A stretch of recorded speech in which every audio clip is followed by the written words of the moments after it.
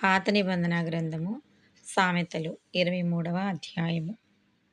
నీవు ఏలికతో భోజనము చేయ కూర్చుండిన ఎడల నీవెవరి సమక్షముననున్నావో బాగుగా యోచించుము. నీవు తిండిబోతువైన ఎడల నీ గొంతుకకు కత్తి పెట్టుకొనుము. అతని రుచిగల పదార్థములను ఆశింపకుము, అవి మోసపుచ్చు ఆహారములు. ఐశ్వర్యము పొంద ప్రయాసపడకుము.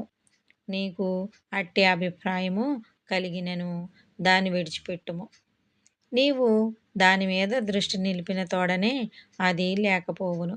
నిశ్చయముగా అది రెక్కలు ధరించి ఎగిరిపోవును. పక్షిరాజు ఆకాశమునకు ఎగిరిపోవునట్లు అది ఎగిరిపోవును. ఎదుటివాని మేలు వాచలేని వానితో కలిసి భోజనము చేయకము. వాని రుచిగల పదార్థములను ఆశింపకము.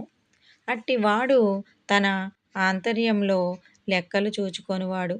తినుము, త్రాగుము అని అతడు నీతో చెప్పునే గాని అది హృదయములో నుండి వచ్చు మాట కాదు.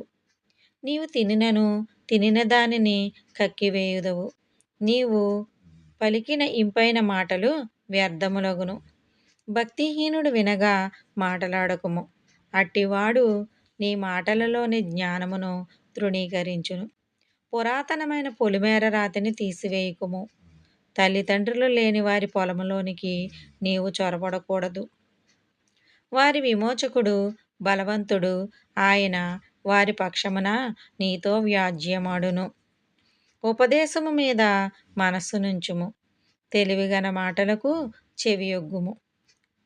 నీ బాలురను శిక్షించుట మానుకొనకుము. బెత్తముతో వాని కొట్టిన ఎడల వాడు చావకుండును. బెత్తముతో వానిని కొట్టిన ఎడల పాతాళమునకు పోకుండా వాని ఆత్మను నీవు తప్పించెదవు. నా కుమారుడా, నీ హృదయమునకు జ్ఞానము లభించిన ఎడల నా హృదయము కూడా సంతోషించును. నీ పెదవులు యథార్థమైన మాటలు పలుకుట విని నా అంతరింద్రియములు ఆనందించును. పాపులను చూచి నీ హృదయమునందు మత్సరపడకము. నిత్యము యెహోవాయందు భయభక్తులు కలిగి ఉండుము. నిశ్చయముగా ముందు గతి రానేవచ్చును. నీ ఆశ భంగము కానేరదు. నా కుమారుడా, నీవు విని జ్ఞానము తెచ్చుకొనుము. నీ హృదయమును యథార్థమైన త్రోవలయందు చక్కగా నడిపించుకొనుము. ద్రాక్షారసము త్రాగువారితోనైనను మాంసము హెచ్చుగా తినివారితోనైనను సహవాసము చేయకుము. త్రాగుబోతులను తిండిబోతులను దరిద్రులగుదురు.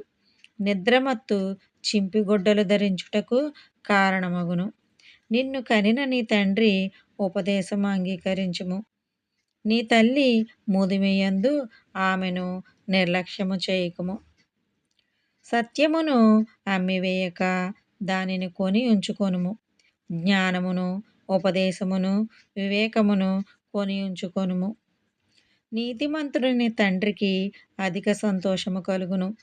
జ్ఞానము గలవానిని కనినవాడు వాని వలన ఆనందము నొందును. నీ తల్లిదండ్రులను నీవు సంతోషపెట్టవలెను. నిన్ను కనిన తల్లిని ఆనందపరచవలెను. నా కుమారుడా, నీ హృదయమును నాకిమ్ము. నా మార్గములు నీ కన్నులకు ఇంపుగా నుండనిమ్ము.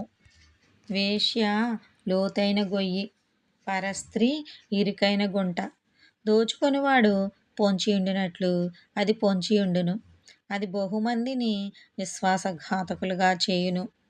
ఎవరికి శ్రమ, ఎవరికి దుఃఖము, ఎవరికి జగడములు, ఎవరికి చింత, ఎవరికి హేతువులేని గాయములు, ఎవరికి మందదృష్టి. ద్రాక్షారసముతో ప్రొద్దుపుచ్చువారికే గదా. కలిపిన ద్రాక్షారసము రుచి చూడ చేరువారికే గదా.